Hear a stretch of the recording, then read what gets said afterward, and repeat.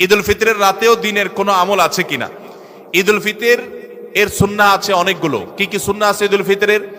ঈদের চাঁদ উঠার পর থেকে প্রথম আমল হলো ফিতরা দেওয়া। পরিবারের সবার তরফ থেকে গরিব অভাবী লোকদের কাছে, আপনার পরিবারে 5 জন হলে 5 জনের পক্ষ থেকে ফিতরা আপনি খাবার পৌঁছে দিবেন গরিবের বাসায়। এটা হলো প্রথম আমল।